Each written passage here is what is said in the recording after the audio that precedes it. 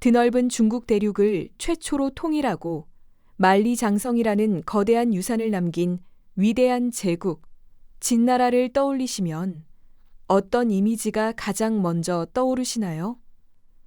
아마도 강력한 황제, 빈틈없는 법치, 그리고 끝없이 뻗어나가는 통일의 위험 같은 모습일 겁니다.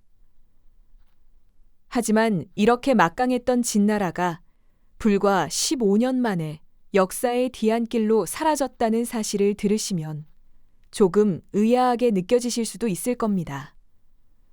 도대체 그 짧은 시간 동안 이 강철 같던 제국에 무슨 일이 벌어졌기에 그렇게 허망하게 무너져 내렸을까요? 과연 진나라의 몰락은 단순한 우연이었을까요?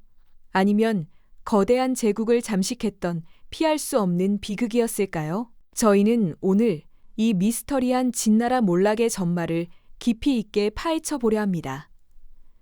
단순히 역사적 사실을 나열하는 것을 넘어 거대한 제국의 심장부에서 벌어졌던 권력의 암투와 시스템의 붕괴, 그리고 고통받던 민중의 절규가 어떻게 서로 얽혀 하나의 비극적인 서사를 만들어냈는지 함께 따라가 볼 겁니다.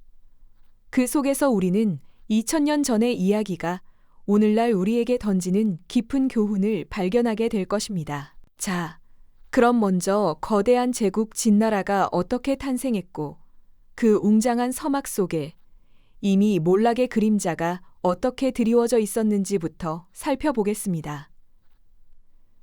기원전 221년 혼란의 전국시대를 종식시키고 천하를 통일한 진시황은 중국 역사에 한 획을 그은 인물이죠. 그는 강력한 군사력과 냉철한 법치로 흩어졌던 육국을 하나로 묶어냈고 문자, 화폐, 도량형을 통일하며 명실상부한 중앙집권 체제를 구축했습니다.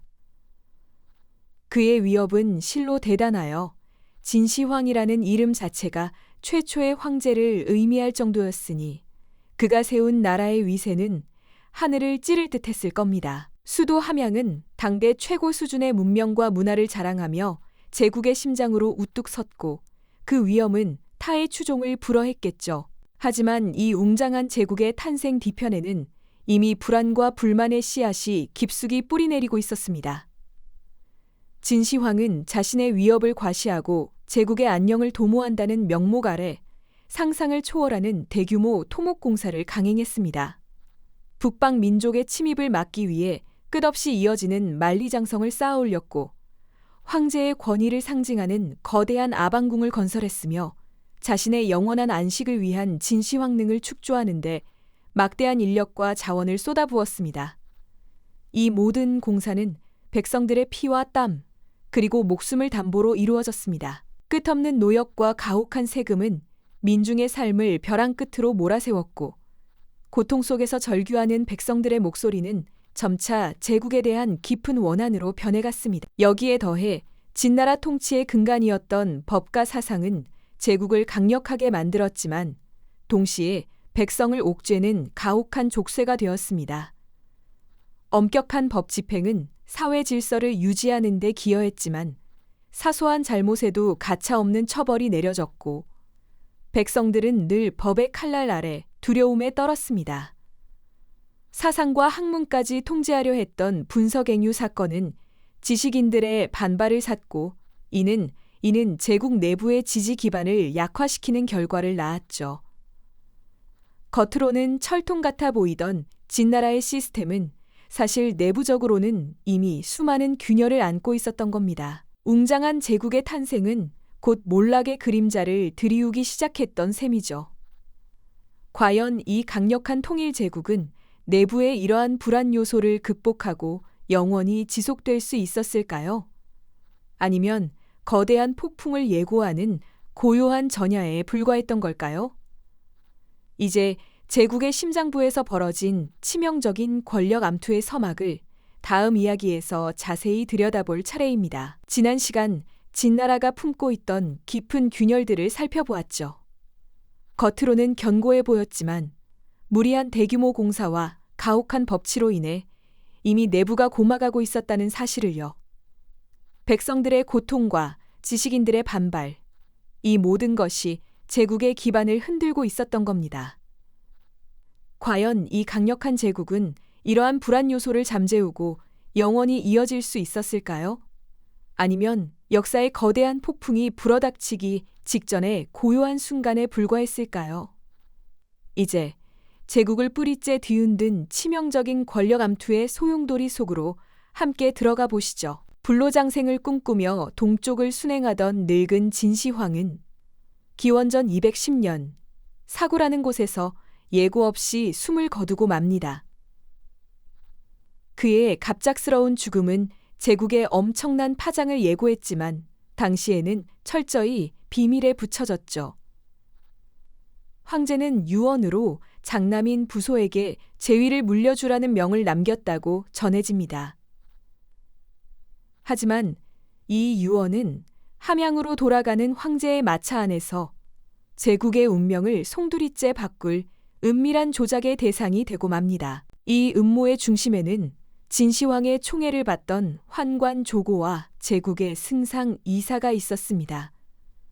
조고는 진시황의 유언을 조작하여 유능하지만 황제의 눈밖에 났던 태자 부소 대신 어리석고 유약한 막내 아들 호해를 황제로 옹립하려 했죠. 이사는 처음에는 이에 반대하며 강력하게 만류했습니다. 그는 진시황의 뜻을 거스를 수 없다고 생각했지만 조고의 교묘한 설득과 자신의 권력을 유지하려는 욕망 앞에서 결국 흔들리고 맙니다. 결국 그는 이 비극적인 음모에 동참하고 말았죠. 제국의 운명을 가를 중대한 결정이 이렇게 몇몇 이들의 사적인 야망과 어두운 권력욕에 의해 뒤틀리기 시작한 겁니다. 유능한 태자 부소는 결국 자결을 강요당하고 호해는 어부지리로 이 새 황제로 즉위합니다. 호해 황제는 즉위하자마자 아버지의 유언을 조작한 조고를 더욱 신임하며 그의 소나귀에 놀아나기 시작합니다. 그는 정사에는 관심이 없고 오직 사치와 향락에만 빠져들었죠. 백성들을 더욱 가혹하게 착취하고 자신의 권력을 강화하기 위해 수많은 대신들을 숙청하는 데 몰두했습니다. 이 틈을 조고는 제국의 모든 권력을 장악하며 전횡을 일삼았습니다. 그의 권력은 황제를 능가할 정도로 막강해졌고 제국의 조정은 조고의 개인적인 사병처럼 움직이는 꼭두각시 집단으로 전락하고 말았죠. 조고의 권력이 어느 정도였는지 보여주는 유명한 일화가 있습니다. 바로 지록위마, 즉 사슴을 가리켜 말이라 하다는 고사성어의 유래가 된 사건인데요. 어느 날 조고는 황제에게 사슴을 바치며 이것은 말입니다 라고 말했습니다. 황제가 사슴이 아니냐고 묻자 조고는 주위 신하들에게 이것이 말이 맞느냐고 다그쳤죠. 조고의 눈치를 보던 대부분의 신하들은 감히 반대 의견을 내지 못하고 말이 맞습니다 라고 대답했습니다.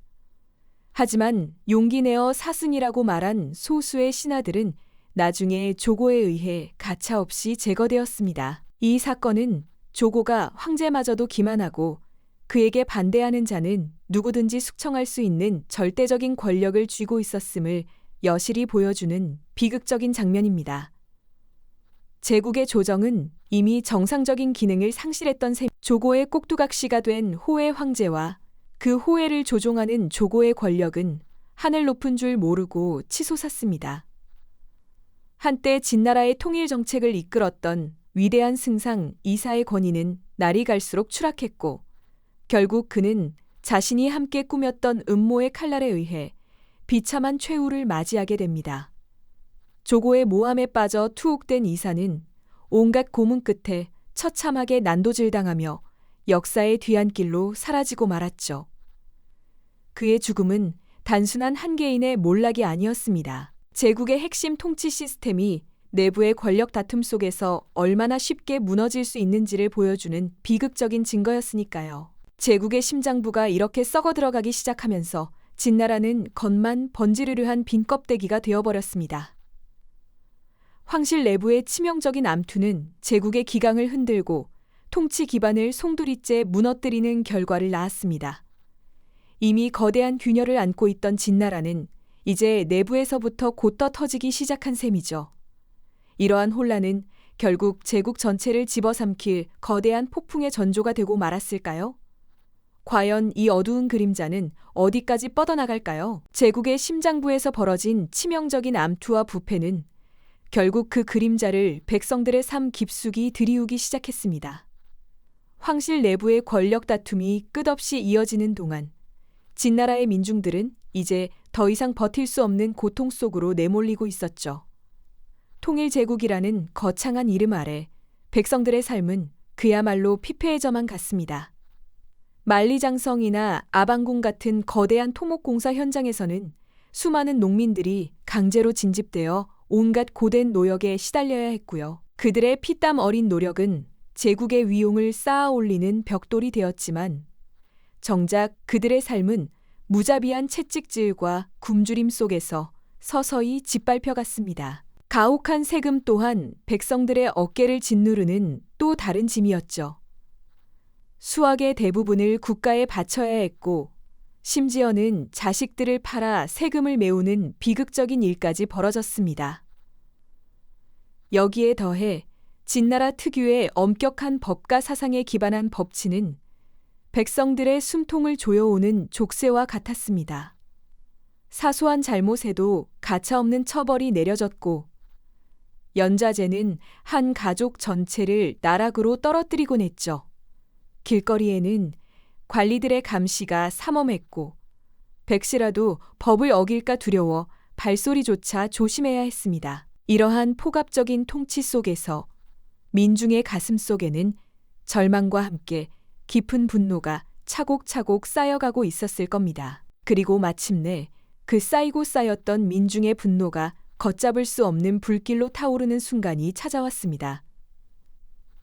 기원전 209년 진승과 오광이라는 두 농민 지도자가 배택현이라는 곳에서 반란의 깃발을 높이 들었죠.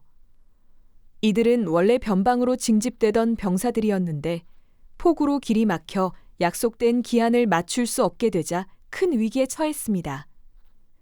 진나라 법에 따르면 기한을 어긴 병사들에게는 가혹한 죽음이 기다리고 있었으니까요. 죽으나 사나 마찬가지인 상황에서 이들은 차라리 반란을 일으켜 세상을 바꾸는 길을 택했던 겁니다. 왕후장상의 씨가 따로 있겠는가? 라는 그들의 외침은 억압받던 백성들의 심장을 뜨겁게 울렸습니다. 이들의 용기 있는 봉기는 마치 마른 풀밭에 떨어진 불씨처럼 순식간에 들불처럼 번져나갔습니다. 전국 각지에서 굶주리고 지쳐있던 농민들은 너도 나도 횃불을 들고 일어섰습니다. 농민군들은 진나라 관리들을 몰아내고 폭압적인 통치에 시달리던 마을들을 해방시켰죠. 처음에는 징집된 병사들의 작은 반란에 불과했지만 3시간에 수십만 명에 이르는 거대한 군세로 성장했습니다.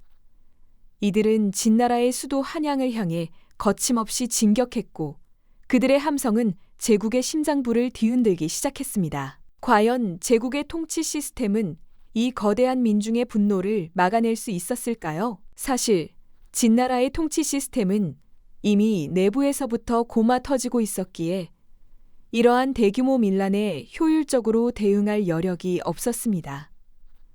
황실은 무능한 호해 황제와 간신신 조고의 손아귀에 놀아나고 있었고 지방행정은 이미 마비 상태에 가까웠습니다. 백성들의 살 삶을 외면하고 오직 통제와 억압만을 일삼던 제국은 이제 그 통제력을 완전히 상실하고 혼란의 소용돌이에 휩쓸려 들어가고 말았습니다. 곳곳에서 터져나오는 반란의 불꽃은 진나라의 마지막 숨통을 조여오는 듯했죠. 이처럼 민중의 분노가 폭발하면서 제국의 붕괴는 더욱 가속화되었고 한때 강력했던 통일제국은 이제 돌이킬 수 없는 파국의 길로 접어들게 됩니다. 하지만 이 모든 파국의 이면에는 진나라를 세운 근본적인 통치 철학, 바로 법과 사상의 딜레마가 자리하고 있었죠.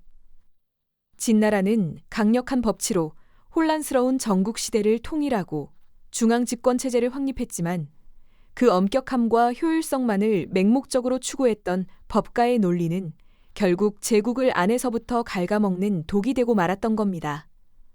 법은 만인에게 공정해야 한다는 원칙을 내세웠지만 실제로는 백성들의 삶을 옥죄고 자유를 억압하는 수단으로 변질되었죠. 그들에게 법은 보호막이 아니라 언제든 자신을 겨눌 수 있는 날카로운 칼날처럼 느껴졌을 겁니다. 숨막히는 통제와 처벌만이 강조된 사회에서 백성들은 법전 앞에서 두려움에 떨 수밖에 없었습니다. 작은 실수조차 용납되지 않는 가혹한 형벌은 인간적인 삶을 불가능하게 만들었고, 이는 곧 민중의 깊은 불만과 저항 의식을 키우는 비옥한 토양이 되었죠. 게다가 진시황은 자신의 통치에 반대하거나 비판적인 사상을 가진 지식인들을 무참히 탄압했습니다. 소위 분석행위로 알려진 사건은 법가의 논리만이 절대적인 진리이며 다른 모든 사상은 제거되어야 한다는 폭력적인 통치 철학의 극단적인 발현이었죠. 이는 단순히 책을 불태우고 사람을 묻어버리는 행위를 넘어 제국의 지적 생명력과 비판적인 사고 자체를 말살하려 했던 시도였습니다. 이처럼 제국의 통제 아래 억압된 지식인들의 모습은 효율성만을 추구한 시스템이 인간성을 배제했을 때 어떤 끔찍한 결과를 초래하는지를 여실히 보여주는 역사적인 증거가 아닐까요? 진나라의 법치는 역설적으로 제국 몰락의 근본 원인이 되었던 겁니다.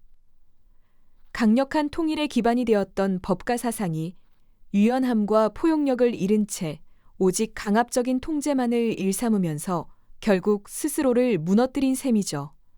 마치 거대한 성벽을 쌓아 올렸지만 그 성벽이 너무 높고 견고하여 내부의 변화와 외부의 바람을 전혀 받아들이지 못하고 결국 스스로 고립되어 무너져 내린 모습과도 같습니다. 결국 진나라의 몰락은 단순히 몇몇 인물의 악행이나 우연한 사건이 아니었습니다. 권력의 부패, 민중의 고통, 그리고 근본적인 통치 철학의 한계가 복합적으로 작용한 결과였음을 우리는 깊이 깨닫게 됩니다. 통일제국의 강력한 법치 시스템이 내부의 불안과 외부의 저항에 유연하게 대응하지 못하고 자멸에 이르는 과정에서 우리는 인간적인 요소와 균형이 결여된 통치가 얼마나 위험한지를 통찰하게 되죠. 강력한 힘으로 세워진 제국이 그 힘 때문에 무너져 내리는 역설적인 비극성은 우리에게 깊은 공감과 함께 권력과 통치에 대한 근본적인 질문을 던지게 합니다. 진나라의 비극은 비단 2000년 전의 이야기가 아닙니다. 현대 사회에서도 권력의 오용, 시스템의 경직성, 그리고 민중의 목소리를 외면할 때 어떤 비극이 반복될 수 있는지를 경고하는 강력한 메시지를 담고 있습니다. 역사는 우리에게 끊임없이 질문합니다. 진나라의 몰락에서 우리는 무엇을 배워야 할까요? 거대한 제국의 짧은 생애를 통해 진정한 힘은 통제와 억압이 아닌 균형과 포용에서 나온다는 깨달음을 얻게 됩니다. 과거의 미스터리가 현재에도 유효한 질문임을 강조하며 진나라 이야기는 우리에게 깊은 울림을 남기죠. 이 영상이 도움이 되셨다면 좋아요와 구독 부탁드립니다. 여러분의 응원이 제게 큰 힘이 됩니다. 다음 영상에서도 더 유용한 정보를 공유하겠습니다. 감사합니다.